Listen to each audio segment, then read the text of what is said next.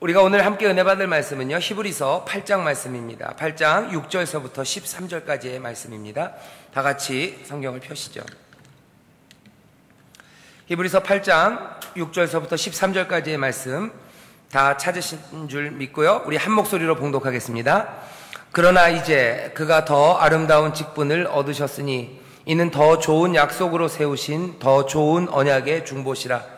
저 첫 약속이 무음하였다면 둘째 것을 요구할 일이 없었으려니와 저희를 허물하여 일렀으되 주께서 가라사대 볼지어다 날이 이르리니 내가 이스라엘 집과 유다 집으로 새 언약을 세우리라.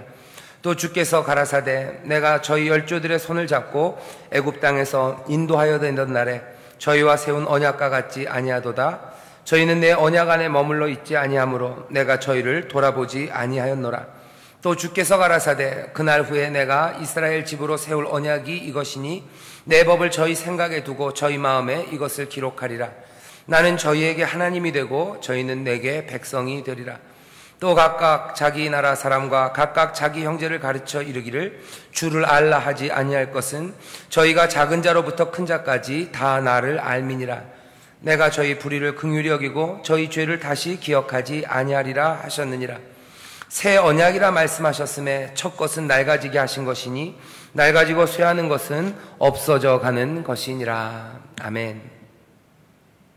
오늘 우리가 히브리서 8장 6절부터 13절까지 말씀을 함께 읽었고요, 오늘 설교의 제목은 우리 대제사장이 관여하시는 언약이라는 제목으로 하나님 말씀을 나누려고 합니다. 여러분들, 제가 오늘 주일 오전 그리고 오후에 설교했을 때 설교 본문이 예레미야서 31장 31절부터 34절이었습니다. 우리 여기 히브리서에 있는 8절서부터 12절까지 있는 말씀이요, 예레미야서 31장 31절서부터 34절까지의 말씀을 그대로 인용한 겁니다. 하지만 오전에 또 오후에 예배드리신 분들은 조금 낯설 거예요. 왜냐하면 우리가 아침에 그리고 오후에 읽었던 본문과 오늘 읽은 본문이 똑같지는 않습니다. 그럼에도 불구하고 우리는 이 본문이 예레미야 31장 31절부터 34절까지에서 온 것임을 알아요. 왜 이렇게 다를까? 여러분들 상식적으로 좀 알아주셨으면 좋겠어요. 우리가 갖고 있는 이 성경, 구약 성경은요, 히브리어 구약 성경을 번역한 겁니다.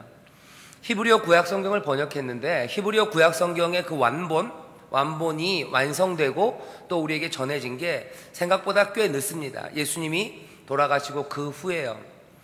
그런데 이 신약 시대, 예수님과 예수님의 제자들 또 사도들 시대에 이 사람들이 읽었던 성경이 있어요. 물론 히브리 성경을 가지고 있기도 했겠지만 아마 그 사람들이 더 뭐라 그래야 되냐, 더 일반적으로 갖고 있었던 구약 성경은 헬라어로 된 성경입니다. 왜냐하면 그 당시가 알렉산더가 대왕이죠. 우리랑 알렉산더는 별로 살질 상관이 없습니다. 근데 알렉산더가 미친 영향이 굉장히 커요. 알렉산더가 그 전체를 통일하면서요, 헬레니즘이라고 그래서 그 그리스, 사실은 이 알렉산더는 제대로 된 그리스 사람도 아니에요. 마케도니아 사람입니다. 그 위쪽 사람이에요. 그런데 이 알렉산더가 헬레니즘, 이 그리스 문화, 헬라어 이런 것들을 온 세상 그 제국에다 다 펼쳐놨어요. 그래서 알렉산더가 제국을 만들었죠. 그리고 그 제국의 언어가 헬라어였습니다. 그래서 알렉산더 이후로 예수님 당시 또 그 이후까지도 계속해서 그 예수님 당시 그 지중해 언저리에 있었던 공식적인 언어는 헬라어였어요.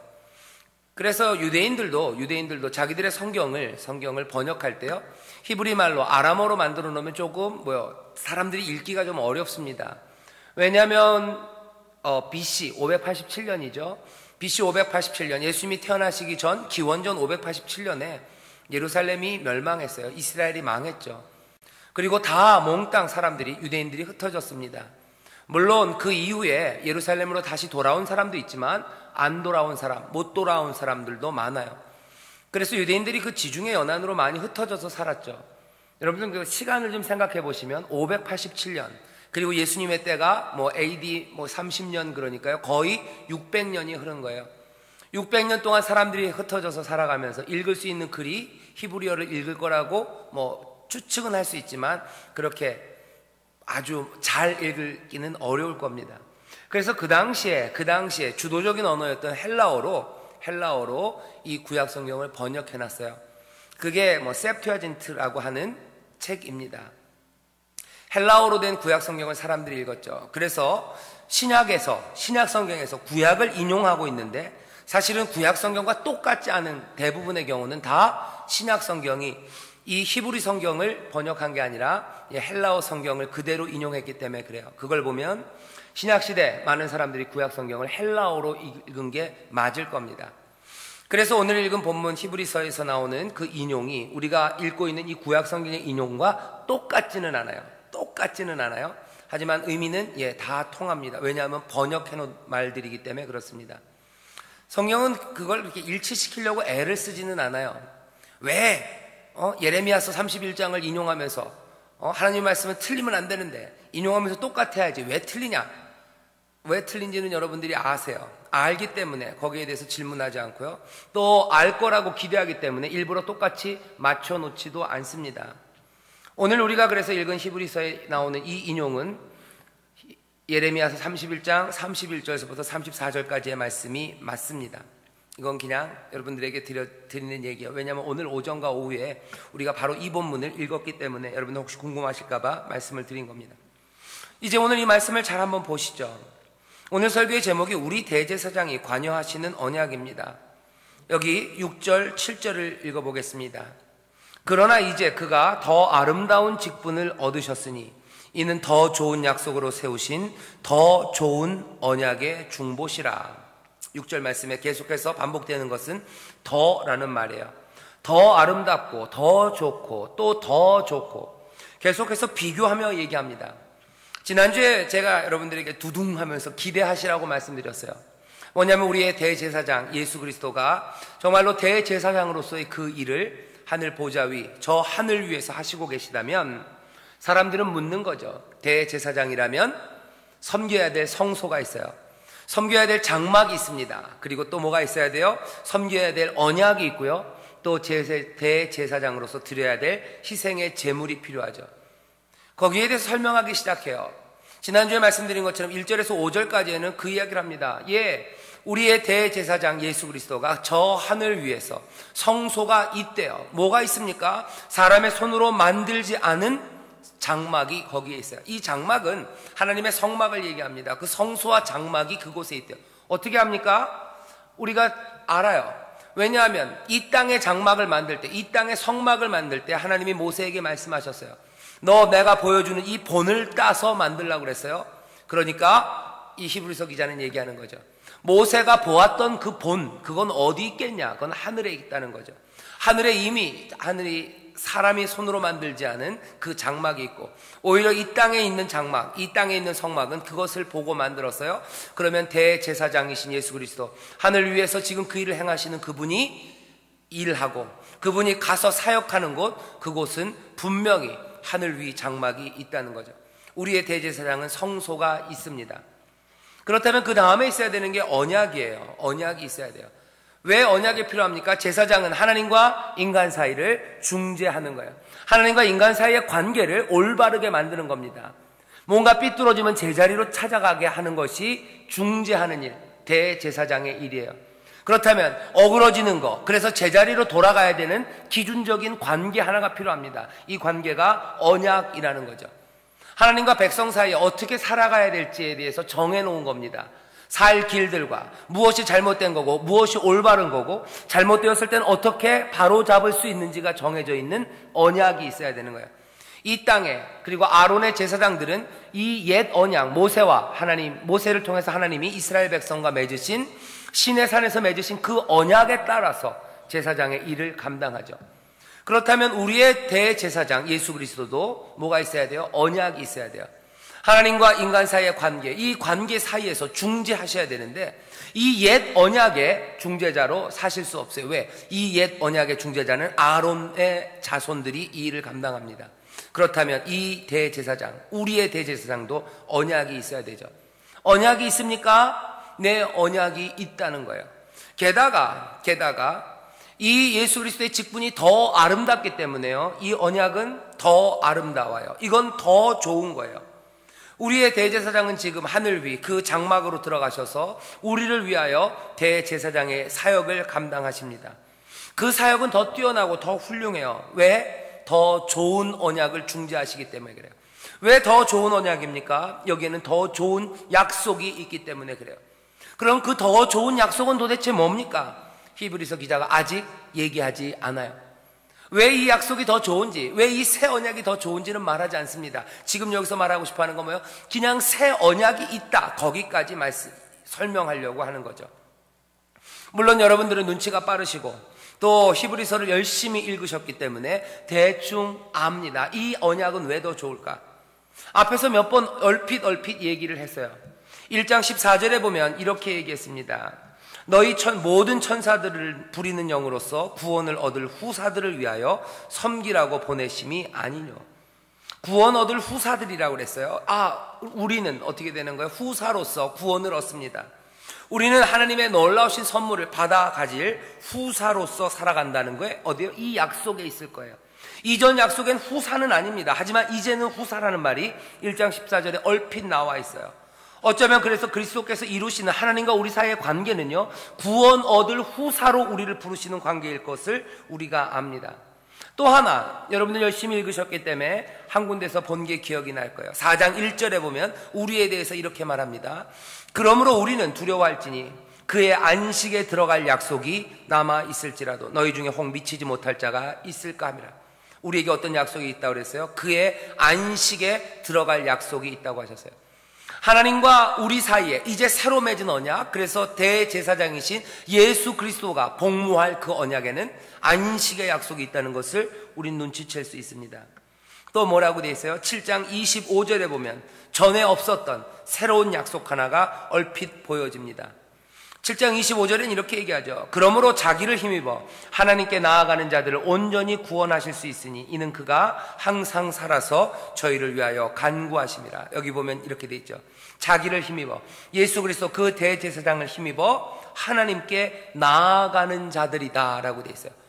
적어도 이 새 언약에서는 우리는 하나님과 어떻게 관계를 맺어요? 하나님 앞에 나아갈 수 있는 사람들이에요.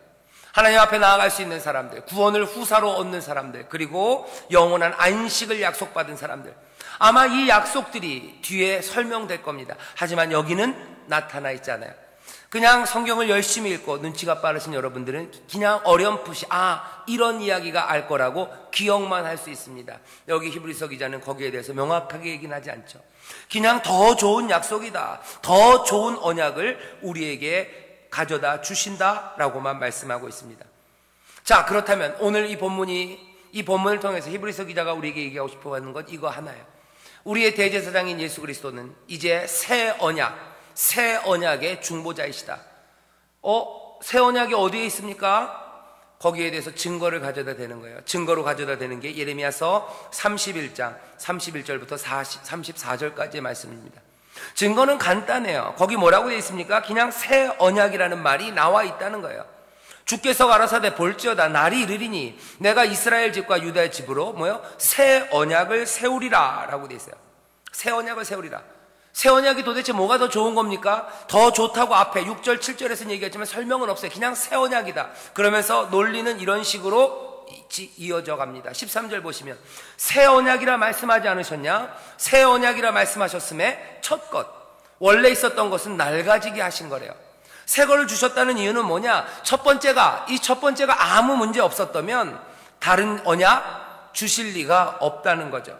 다른 언약을 구할 이유가 없습니다. 첫 번째 거는 흠이 있었다는 거예요. 7절에서 그러죠. 저 첫 언약이 무흠하였다면 둘째 것을 요구할 일이 없었으려니와. 첫 번째 거는 무흠하지 않습니다. 게다가 이 첫 번째 약속을 받았던 그 사람들의 허물이 있습니다. 8절에 보면 저희를 허물하여 일렀으되, 결국은 그 언약 자체도 뭔가 좀 문제가 있고, 그리고 그 언약을 받아갔던 이스라엘 사람들, 이 백성들도 문제가 있었다는 거예요. 그래서 새 언약을 준 거 아니냐. 결국은 첫 언약은 하나님과 이스라엘 사이의 그 관계를 하나님이 바라시던 그 모양으로 만들지 못했다는 거죠. 그래서 새 언약을 준다고 하시지 않았냐. 새 언약이라고 말씀하셨음에 첫 것은 낡아지게 하신 것이니 13절입니다. 낡아지고 쇠하는 것은 없어져 가는 것이니라 얘기하죠. 이것은 새 언약이라는 말이 나온 그 동시에 새 언약이라는 말이 나왔다는 것은 그 첫 언약을 옛 언약으로 그리고 구식으로 한물 간 것으로 만든다는 거예요. 한물 간 것은 쇠퇴합니다. 한물 간 것은 낡아집니다. 그래서 곧 사라지게 될 거라는 거예요. 이 얘기는 예수 그리스도의 이 대제사장직의 수행, 이 새 언약의 수행을 통해서 옛 언약은 점점 끝나져 간다는 거죠. 그게 오늘 본문이 우리에게 전하는 내용의 전부입니다. 새 언약이라고 말하지 않았냐? 적어도 예레미야서에서 하나님이 그러지 않았냐? 새 언약이라는 얘기를 왜 하셨겠냐? 첫 것이 무흠하였다면, 흠이 없었다면 하셨겠냐?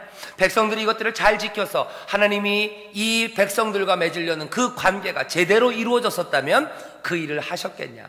자, 새 언약이라고 하지 않으셨냐? 이 새 언약이 그리스도가 복무하시는 바로 그 새 언약이다. 새 것이 왔으니 당연히 첫 번째 것은 낡아질 거고, 이것들은 점점 쇠약해져 갈 거고, 이것들은 끝나갈 것 아니냐. 여기까지가 오늘 히브리서 말씀이, 오늘 우리가 읽은 본문이 우리에게 설명하려고 하는 바입니다. 여기까지 알아들으시면 히브리서 이 기자가 6절부터 13절까지 기록된 내용을 이해하시는 거예요. 하지만 우리는 여기서 조금 더 깊이 들어가고자 합니다. 오늘 이 말씀을 보시면서요, 우리가 생각해야 될 게 몇 개 있어요.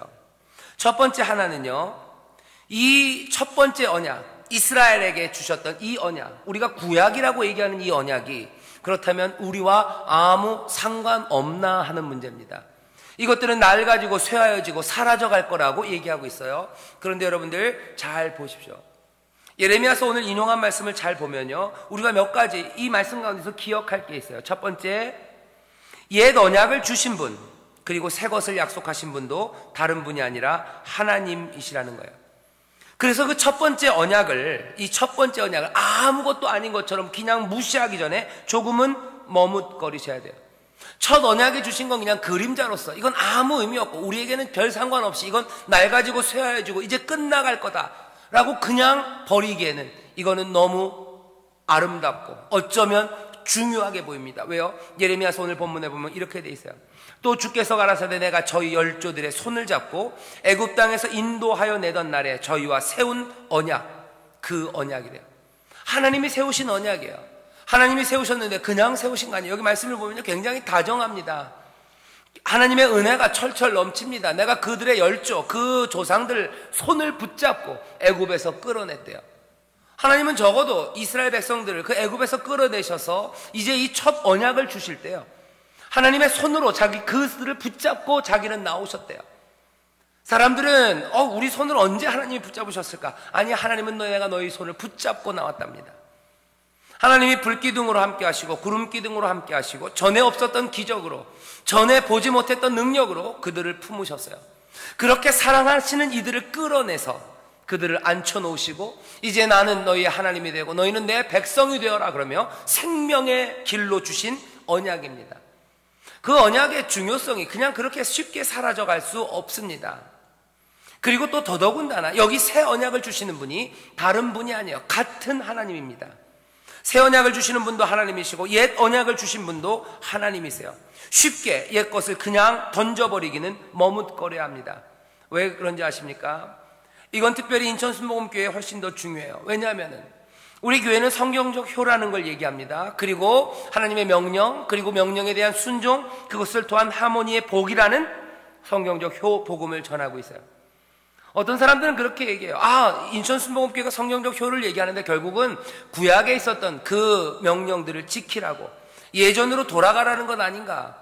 그것들은 이제 다 끝난 거고 교회가 가르쳐야 되는 건 예수 믿고 구원받는 거 가르치는 거지, 성경에서 이렇게 행하라 저렇게 행하라 했던 구약의 방식들, 그 방식들은 이미 폐기된 것 아니냐. 여기 있는 말씀대로 하면 낡아지게 된 거고 쇠하여진 거고 없어져 가는 것들, 그래서 온전히 그리스도의 복음이 섰을 때 이제 다 사라진 것, 그거 왜 옛날로 돌아가냐라고 묻습니다. 오늘 그래서 물어봐야 되는 질문은요, 옛 언약이라고 표현된, 아니면 첫 언약이라고 표현된 구약의 여러 가지 사람들과 인생들을 향하여 하나님이 주신 이렇게 행하라는 명령들은 몽땅 다 폐기되는 건가 하는 질문이에요. 몽땅 다 사라지는 건가? 여러분들 어떻습니까? 몽땅 다 사라진 겁니까?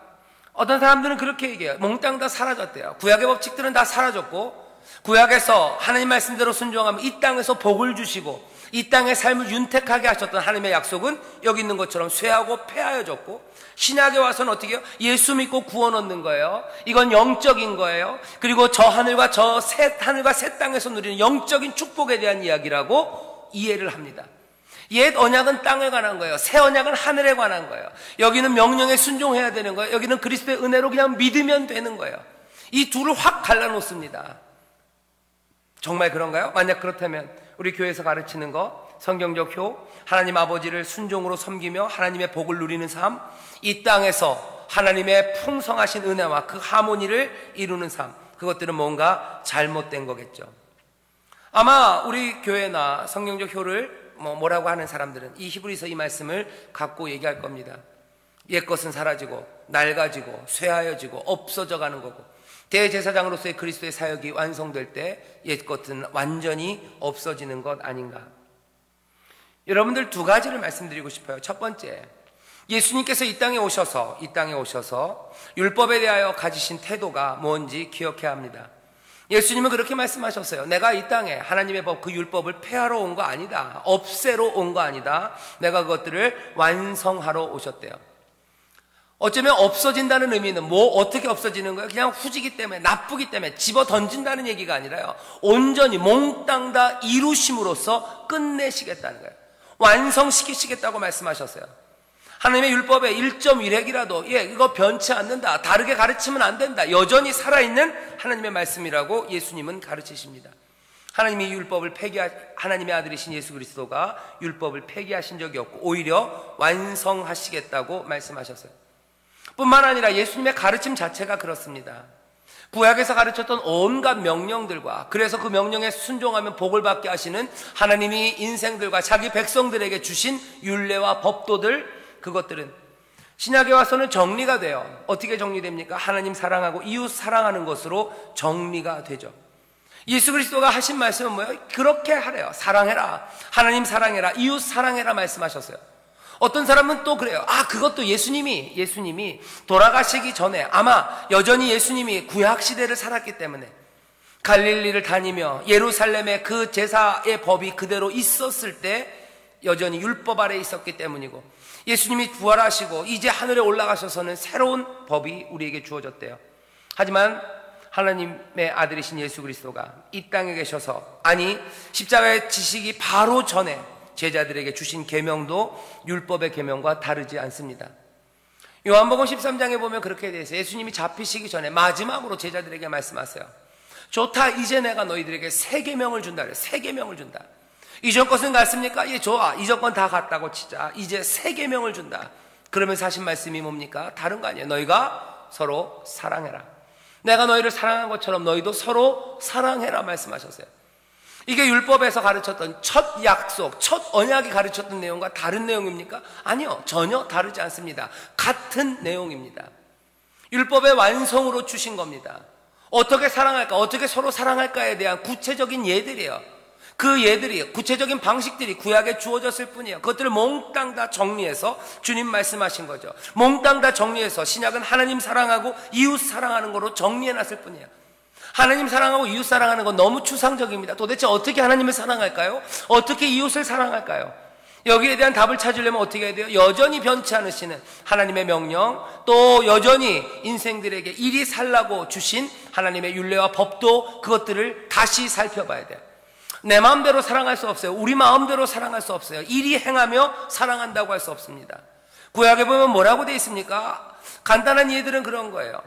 자기의 집에 있는 노비들, 자기 집에 종으로 들어온 사람들, 그 사람들을 어떻게 사랑합니까? 간단해요. 자유를 주면서 사랑하는 거예요. 이 사람들 6년 지나고 7년 지나고 마냥 붙잡고 있지 말아라. 그 사람들 너희 동족이다. 너희들 하나님의 백성이다. 하나님의 백성이고 그렇게 존중되어야 되는 자들 계속해서 노예로 붙잡고 있지 말래요. 빚을 져서 너희들에게 와서 종노릇하고 있냐? 그럼 6년이 되면 풀어주래요. 이 사람이 한 노동의 가치가 이 사람의 빚보다 많고 적은 거 따질 것 없어요. 풀어주래요. 사랑하는 겁니다. 어떻게 하나님의 백성을, 이웃을 사랑합니까? 빚진 것 있어도, 어쩔 수 없이 종살이를 하더라도 어느 정도 시간이 되면 자유함을 주는 거예요. 사랑은 뭡니까? 자유함을 주는 거예요. 존중하며 자유함을 주는 거예요. 사랑은 어떻게 행하는 겁니까? 갚아내는 거예요. 남들에게 내가 해를 끼쳤습니까? 배상하는 거예요. 배상을 통해서 평화를 만들어내는 거예요. 그게 사랑하는 겁니다. 줄인 사람 먹이는 게 사랑하는 거예요. 가난한 사람과 고아들, 그 사람들을 집으로 환영하는 거예요. 집에 든 손님들과 머물 곳이 없는 사람들에게 문을 여는 게 사랑입니다. 그렇게 이웃을 사랑하라고 말씀하셨어요. 서로 사랑하라. 그러면 뭔가 질문들이 생기는 거죠. 바리새인들이 묻습니다. 누구를 사랑하는 걸까요? 어떻게 사랑하는 걸까요? 하나님의 말씀이 변하지 않아요. 오늘 본문도 보면 그렇습니다. 예레미야서 잘 보세요. 새 언약이라는 것이 새 언약의 콘텐츠가 바뀐 게 아닙니다. 보시죠. 9절 보면 또 주께서 가라사대 내가 저희 열조들의 손을 잡고 애굽 땅에서 인도하여 내던 날에 저희와 세운 언약과 같지 않다. 새 언약이래요. 저희는 내 언약 안에 머물러 있지 아니하므로 내가 저희를 돌아보지 아니하였노라. 안 지켰다는 거예요. 그래서 어떻게 주신다고요? 새 언약을? 뭘 바꾸십니까? 바꾸는 거 있어요. 하지만 그건 내용이 아닙니다. 10절입니다. 또 주께서 가라사대 그날 후에 내가 이스라엘 집으로 세울 언약이 이것이니 예전 것들을 폐하고 특별한 다른 것을 주신 게 아니에요. 내 법을 같은 법입니다. 같은 내용입니다. 같은 약속입니다. 그것을 어디요? 저희 생각에 두고 저희 마음에 이것을 기록하리라. 나는 저에게 하나님이 되고 저희는 내게 백성이 되리라. 첫 약속을 주셨을 때, 첫 언약을 주셨을 때 하셨던 똑같은 말씀이에요. 나는 저들의 하나님이 되고 저들은 내 백성이 되리라. 그러면서 말씀을 주셨어요. 말씀을 돌판에 새기셨어요. 손가락으로 깊이 새기셨어요. 하지만 그것 갖고 안 되는 거예요. 그것이 흠이 있었고요. 모자라고 사람들이 그 일을 지키지 못합니다. 허물이 많아졌어요. 그래서 하나님이 택하신 새 언약이라는 건 다른 내용이 아닙니다. 다른 방식으로 그 말씀을 주신 거예요. 다른 방식으로 주셔서 다른 방식으로 순종하게 하시는 거예요. 전에는 밖에 있는 것들을 따라가게 하셨어요. 하지만 이제는 안에서부터 끌어오르게 하신 거예요. 그 방식은 뭘까?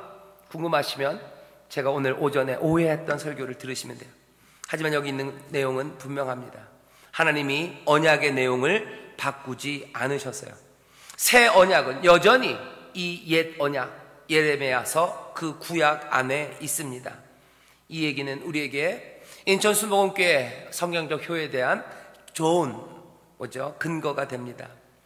왜 말씀대로 살라 그러냐? 말씀대로 살면서 복 받으라는 얘기는 오래전 구닥다리 얘기 아니냐? 새 언약은 믿음으로 하늘의 것, 영적인 것들을 누리며 살라는 것 아니냐? 하나님이 그렇게 바꾸신 적이 없으신 것 같아요. 여전히 새 언약이라고 예수 그리스도가 복무하시는 그 새 언약은 적어도 여기 예레미야서를 보면 내용은 바뀌지 않았습니다. 여전히 이 땅에서 복 주시는 하나님의 뜻은 바뀌지 않았어요. 그리고 그 복을 누리는 그 하나님의 풍성함을 누리는 그 약속들을 받는 방법도 변하지 않았어요. 순종을 통해서 우리는 하나님의 복을 누립니다. 영혼이 잘된 같이 범사가 잘되고 강건한 그 간구와 기원, 하나님의 뜻은 여전히 역사하고 있어요. 여전히 순종을 통하여 우리의 삶이 변하시기를 원하세요. 하지만 그 방식이 바뀌었을 뿐이에요. 신약에 너희가 서로 사랑하라 라는 그 말씀은 다른 말씀은 아닙니다. 하지만 그 말씀은 다른 방식으로 우리에게 주어지는 거예요. 신의 산에 돌판에 쓴 게 아니라 우리의 신비에 새겨지는 방식으로, 하나님의 영이 우리 가운데 부어지는 방식으로, 하나님의 깊은 은혜와 사랑이 우리 가운데 다시 증명되는 방식으로 우리에게 주어진 거예요. 그래서 전에 서로 사랑하라는 말씀이 어쩌면 두려움 가운데 쫓아가는 그 말씀이었다면 이제 서로 사랑하라는 말씀은 주님의 말씀으로 오는 거예요. 예수 그리스도 우리를 위하여 십자가에 지신 사랑하는 주님의 말씀으로, 또 여전히 우리 가운데 보혜사로 오셔서 우리를 인도하시고 우리와 함께 하시고 우리의 마음과 생각을 지키시는 그분, 우리 안에서 울려오는 그 감동으로 우리로 서로 사랑하게 하시는 거죠. 방식이 달라졌을 뿐입니다. 하지만 그 길은 같아요. 여전히 하나님은 다스리시고 여전히 인생들은 하나님의 그 다스리심에 순종하며 나아갑니다. 하나님의 뜻은 변치 않으셨어요. 하나님의 의를 향한 계획들과 하나님의 의를 이루려 치는 그 뜻은 변하지 않으셨어요. 여전히 연약한 자들을 불쌍히 여기시고 여전히 고아와 과부를 돌아보시기를 원하시고 여전히 이 땅에 불의가 아니라 하나님의 공의가 서기를 원하시는 하나님의 뜻은 변하지 않으셨어요. 그것들을 이루어가기 위해서 하나님의 백성을 부르시는 하나님의 계획도 변하지 않으셨어요. 언약은, 언약의 내용은 변하지 않았습니다. 언약이 주어지는 방식만 변했다고 예레미야서가 오늘 이야기하는 거예요. 그런데 왜 새 언약이라고 얘기합니까? 예, 방식이 변했으니 새 언약이에요. 예수 그리스도는 이 언약에 복무하는 대제사장이십니다. 오늘 그래서 우리가 이 말씀을 보면서 히브리서 기자가 6절부터 13절까지 애써서 쓰고 있는 내용들 우리는 고개를 끄덕입니다. 예, 예수 그리스도 대제사장 맞아요. 왜? 섬기는 새 언약이 있기 때문에 그래요. 예수 그리스도는 저 하늘 위에서 그 하늘의 장막에서 대제사장으로서 이 언약이 온전히 이루어지게 하기 위해서 지금도 사역하고 계십니다. 지금도 사역하고 계세요. 거기까지 고개를 끄덕이면 오늘 우리가 읽은 히브리서 이 말씀을 이해하는 거예요. 그리고 제가 말씀드렸어요. 이 말씀을 읽으면서 우리가 적용해야 되는 거, 우리의 삶에 다시 한번 돌아봐야 되는 것은 특별히 예레미야서의 말씀을 읽으면서 여러분들 확인하세요. 여전히 우리는 옛 언약이라는 말로 이리 행하라 저리 행해라 하셨던 하나님의 말씀들을 버릴 수 없습니다. 왜? 내용은 변하지 않았어요. 다른 방식으로 우리에게 주어주시고 더 뜨거운 순종과 더 기쁨으로 순종하게 하신 거지. 그 언약과 그 길은 바뀌지 않았습니다. 하나님은 여전히 성실하시고 하나님은 변치 않으세요. 예수 그리스도가 어제나 오늘이나 영원토록 변치 않으시는 것처럼 하나님의 뜻도 변치 않으십니다. 쉽게 옛 것들을 그냥 파하시는 분이 아니세요. 여전히 그 언약들에 하나님은 성실하십니다. 성실하세요. 오늘 이 말씀을 생각하면서 우리가 마음에 새겼으면 좋겠어요. 이 새 언약의 내용이 변하지 않았습니다. 하지만 그 언약의 방식이, 주어지는 방식이 우리 마음에 새기시는 그 방식이라면, 그리고 우리는 옛 언약, 그 첫 언약은 사라지고 이 새 언약을 붙잡고 살아가는 사람이라면 우리는 분명히 봐야 돼요. 우리의 마음에 하나님의 법이 새겨져서 우리의 마음으로 성령의 소욕으로, 내 육체의 소욕이 아니라 내 성령의 소욕, 내 안에서 역사하시는 성령의 소욕으로, 그 인도하심으로 기쁨으로 순종하는 사람들, 하나님의 뜻을 이루어가는 사람들, 어쩌면 인천순복음교회가 성경적 효라고 이름으로 가르치는 여러 가지 실천하는 시도들, 그 시도들의 기쁨으로 달려 나오셔야 됩니다. 아름답게 순종하십시오. 기쁨으로 순종하십시오. 그래서 하나님이 인생들, 자기의 백성들을 향하여 품으신 그 선하시고 아름다우신 복 주시려는 풍성한 뜻을, 그 뜻을 이루어 가시고 그 은혜를 누리십시오. 그 복을 누리십시오. 그게 오늘 이 언약을 다시 한번 바라보며 우리가 가진 새 언약이 무엇인지를 아는 사람들이 다시 결심하고 또 우리의 신앙과 살아가는 삶의 실천을 돌아봐야 할 내용입니다. 마음을 흔들리지 마십시오. 새 언약이 왔기 때문에 이제 이 땅에서의 하모니, 이 땅에서의 삶의 변화, 그런 건 없고 추상적이고 영적이고 하늘 위에서의 무언가를 쫓아가는 사람, 그 언약이 우리의 것이라는 어쩌면 그런 오해들을 오늘 푸셨으면 좋겠어요. 우리의 신앙은 하늘에 속한 것이 맞아요. 여러분들 히브리서 잘 읽어보십시오. 하늘에 속한 건 맞습니다. 하지만 그 약속이라는 게 도대체 무엇인지, 그리고 변치 않는 하나님의 성실하신 약속이 무엇인지 다시 기억하셔야 됩니다. 여전히 우리의 삶을 복 주시기 원하시는 하나님의 뜻은 변함이 없으시고 그 복을 이루는 길, 그 길에 대한 하나님의 제한도 변함이 없으시고 그 모든 것들은 그리스도라는 이름으로 우리에게 주어졌으나 그것은 율법을 폐하는 것, 예전에 있던 것들을 폐하려고 하신 것이 아니라 완성시키시려 하고 우리가 기쁨으로 순종하게 하시려 하고 다른 방식으로, 다른 태도로 하나님 앞에 달려 나오게 하시려는 하나님의 지혜요 은혜입니다. 어쩌면 그래서 구약의 시대보다 이 현 시대를 살아간 우리는 더 큰 은혜 가운데 살아가요. 더 좋은, 오늘 히브리서가 얘기하는 더 좋은 약속, 더 좋은 언약, 그래서 더 아름다운 삶이 우리의 삶입니다. 성령님 환영하십시오. 그 도우심에 의지하십시오. 성령의 도우심으로 기쁨으로 순종하게 되는 우리의 삶을 아름답다고, 더 복되다고, 더 좋은 삶을 우리에게 주셨다고 감사하십시오. 그렇게 감사하며 우리에게 주신 규례들, 실천하라고 주신 명령들, 그것들을 하나하나 묵상하며 삶에 적용하고 실천하기 시작할 때 하나님께서 이전부터 약속하셨고 이제는 더 풍성하게 약속하신 그 놀라운 복들을, 그 회복과 평강을 우리가 누리게 될 줄 믿습니다. 기도하겠습니다. 하나님 아버지, 구약, 신약 나누면서 우리는 신약에 살기에 믿음으로 구원받는 것, 그것이 새로운 약속이라고 믿는 하나님 그 오해와 그 짧은 시간들을 오늘 이 시간 바꿔주시기를 기도합니다. 하나님은 여전히 변함없으신 분입니다. 인생을 향한 풍성한 삶을 주시려는 하나님의 뜻이 변함이 없으시고 여전히 그 삶을 인도하시는 하나님의 진리가 바뀌지 않습니다. 심어지는 방식이, 알려지는 방식이, 우리의 순종의 방식이 바뀔 뿐입니다. 이제 성령의 인도하심 따라 더 큰 은혜에 감사와 감격하며 하나님 진리의 길을 또 말씀에 순종하는 우리의 삶이 되게 하여 주시옵소서. 그 가운데 하나님이 약속하신 그 풍성함과 하모니가 우리 가운데 넘칠 줄 믿사오니 그 하나님의 참되심과 그 성실하심을 우리의 삶에서 증거케 하여 주시옵소서.